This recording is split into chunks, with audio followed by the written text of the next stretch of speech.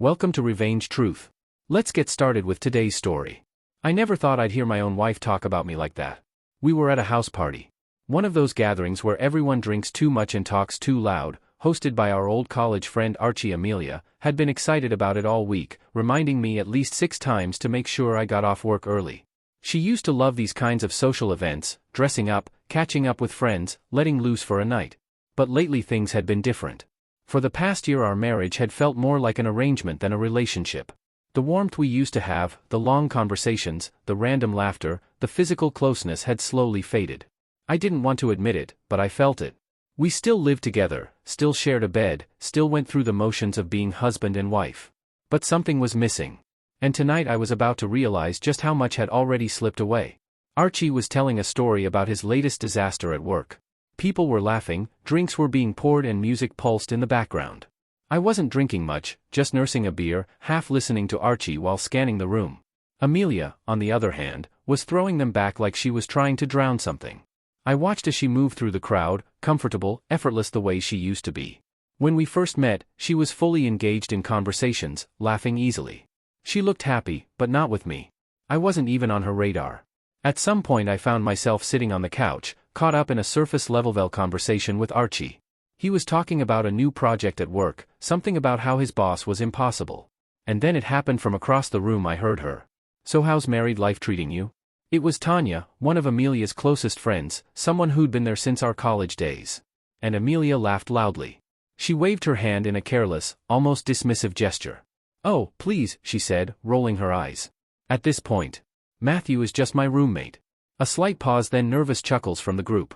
The kind of laughter people force out when they're not sure if what was just said is actually funny. Tanya gave an awkward smile and took a sip of her drink.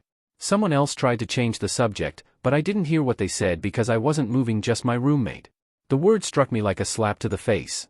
I stared at her half, expecting her to look over at me to notice my reaction, to realize what she just said, but she didn't. She was still smiling, still laughing, still talking like nothing had happened. I replayed the words in my head over and over as the noise of the party faded around me. At first, I told myself, maybe I'd misheard.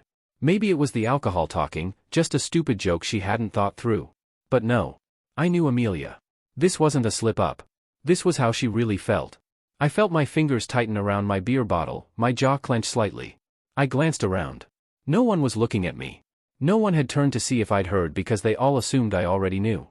And maybe that was the worst part. Was this how she talked about me when I wasn't around? Had she already told them I was nothing more than a person who shared her space, her bills, her bed, but not her heart? I wasn't sure what was worse. Hearing those words for the first time, or realizing she'd probably said them before I didn't react. I didn't storm over there and demand an explanation. I didn't make a scene. I just sat there, the weight of those words settling into my C******* T like a heavy stone. Amelia kept talking, kept laughing, kept being the life of the party, but for me, the party was over. The rest of the night blurred together in a haze of noise and meaningless conversations. I went through the motions, nodding when someone spoke to me, forcing a small smile when necessary, even letting out a laugh or 3 when the moment called for it. But inside something had shifted. I started watching her, really watching her. She leaned into conversations with everyone but me, fully engaged, fully present when she laughed, tossing her head back. Her eyes shone with amusement. She had a way of making everyone in that room feel like the most interesting person in the world.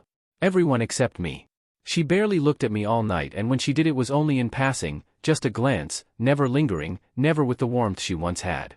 And it hit me, had it always been like this? Had I just been too blind to see it for months, maybe even longer? I'd felt the distance between us growing. At first I ignored it, told myself it was just life, work, stress, routine exhaustion. There had been little moments like the way she would shift away slightly when I put my arm around her, the way she stopped kissing me goodnight, claiming she was too tired, the way she seemed more invested in scrolling through her phone than in anything I had to say. And then tonight she'd said it out loud. She'd confirmed what I'd been too afraid to admit. I felt like an idiot sitting there, watching her move through the crowd like nothing had happened, like she hadn't just crushed whatever was left of my hope for us. By the time we got home, the buzz of the party had worn off, but Amelia was still giggling at something on her phone. As she kicked off her heels, she swayed slightly, still tipsy, still lost in whatever world she was living in. Meanwhile, I stood in the doorway watching her, waiting for some kind of acknowledgement. A glance, a comment, anything to show. She realized what she'd said, but nothing. She just went about her routine, putting her phone down, stretching, walking toward the bathroom. I clenched my jaw, my hands tightening into fists at my sides. I wasn't going to let this slide. Do you even hear yourself? My voice came out, calm, too calm. Amelia turned frowning. What at the party? I said, stepping forward, you called me your roommate. She blinked. There was a second of hesitation, just one, but it was enough, she remembered. Then she rolled her eyes like I was the one making a big deal out of nothing. Oh my God. Matthew, she groaned. That was just a joke. I let out a slow breath, a joke. That's what she was going with, a joke. I repeated, tilting my head slightly, because you didn't sound like you were joking. She sighed, running a hand through her hair. You're being dramatic there. It was that casual dismissal. The same way she brushed off everything. I tried to talk about the same way she ignored the problems we had. She was so comfortable in this version of us, the one where I just accepted whatever scraps of affection she decided to throw my way, the one where I stayed, no matter how lonely I felt. I took another step forward. No. Amelia. I said, voice steady. I'm being honest and I need you to be too. For the first time that night, she hesitated, her arms crossed, her weight shifting slightly, like she suddenly didn't want to have this conversation. She could brush me off at the party. She could ignore my presence there. But now, in the quiet of our own home, she had nowhere to hide. I searched her face for something, remorse, regret, even just a flicker of understanding. But all I saw was irritation. She didn't want to deal with this with me, and that pause, that hesitation said everything I wanted her to say wasn't true to tell me. She didn't mean it more than anything. I wanted her to fight for us, but instead she just looked annoyed. Matthew. Can we not do this right now? She muttered, rubbing her temples. Right now, a shot back. This has been going on for a long time. You barely talk to me anymore. We barely touch. We don't laugh like we used to. And now you're telling your friends that I'm just your roommate. She exhaled sharply. You're blowing this out of proportion. No, Amelia. I said, shaking my head. I think I've finally seen things clearly.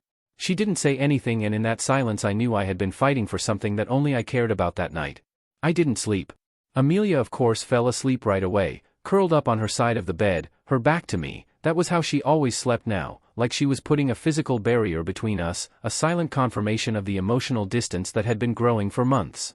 I lay there staring at the ceiling, listening to the sound of her breathing, steady and unbothered. She wasn't thinking about what she had said. She wasn't replaying the night in her head, questioning how it had made me feel. No, she had brushed it off as a joke, rolled her eyes and gone to bed as if nothing had happened. Meanwhile, I was wide awake, feeling like my entire marriage had just been laid out in front of me in a way I couldn't ignore anymore. Was this what marriage was supposed to be, just coexisting? 3 people sharing the same space, sleeping in the same bed but living completely separate lives. No. I thought back to how we used to be staying up late, talking about everything and nothing, the way she would reach for me in the middle of the night, half asleep, but instinctively pulling me closer. Back then I felt like I was a part of her world, not just someone she happened to live with. When had that changed? Had it been gradual, little pieces falling away over time, or had she checked out all at once, and I was just too blind to see it? I turned my head and looked at her. She was deep in sleep, completely at peace, completely unaffected. And that's when I knew I was the only one holding on to something that was already gone. She had already moved on, maybe not physically, but emotionally. She had already made her choice. She had just never bothered to tell me. By morning my decision was made. I wasn't going to fight for a place in her life anymore. I wouldn't beg for scraps of attention or wonder when things would go back to how they used to be. I couldn't sit in this house, in this marriage, feeling like a stranger. I was done being her roommate. For the next few days I did what I always did. I went to work, I came home, I made dinner, but inside I had already left. Everything felt different now, even though on the surface nothing had changed. Amelia still went about her routine, waking up, scrolling through her phone, first thing in the morning, sipping her coffee in silence, heading off to work without so much as a real conversation between us. When we were in the same room, we were just occupying space, not actually existing together. She didn't notice when I started to pull away.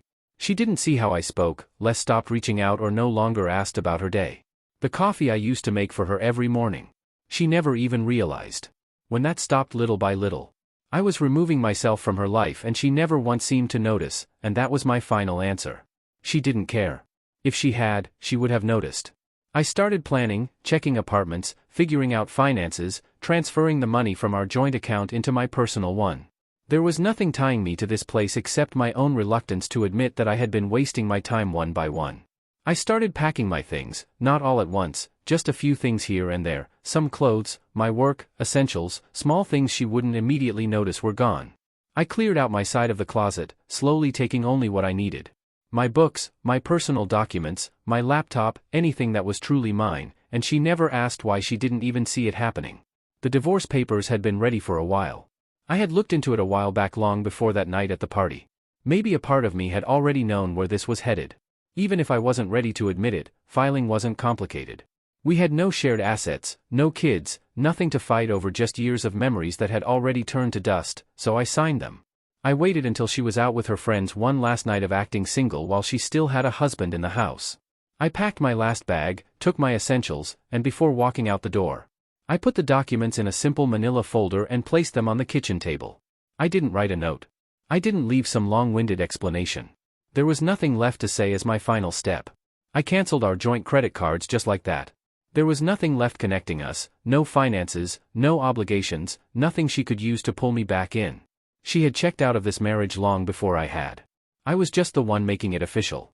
No goodbye, no speech, no dramatic confrontation, just the quiet sound of the door closing behind me. The first night alone felt strange, not sad, not heartbreaking, just quiet. And for the first time in a long time I felt peace. Then the texts started coming. At first they were casual, "Hey, where are you?" Then they changed, "What is this? Did you file for divorce? Did you cancel the credit cards? We need to talk." She wasn't missing me. She was missing the convenience of having me around. I ignored them all until one day I got a longer message. "Look, I don't know why you're acting like this, but we need to talk. I feel like you're making this bigger than it is. Can we meet?" I agreed, not because I wanted to fix things, but because I wanted to see if she had finally realized what she had lost. She was already there.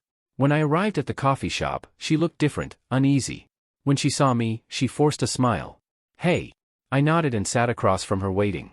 She hesitated. "I just feel like this whole thing got blown out of proportion." I exhaled slowly. "You think I left because of one thing?" You said. She blinked. "I left because that wasn't a joke. That was how you really saw me." Amelia looked away. "I didn't mean it like that." I stood up. "Take care of yourself, Amelia." And for the first time in years, I walked away knowing exactly where I stood. Thank you for watching.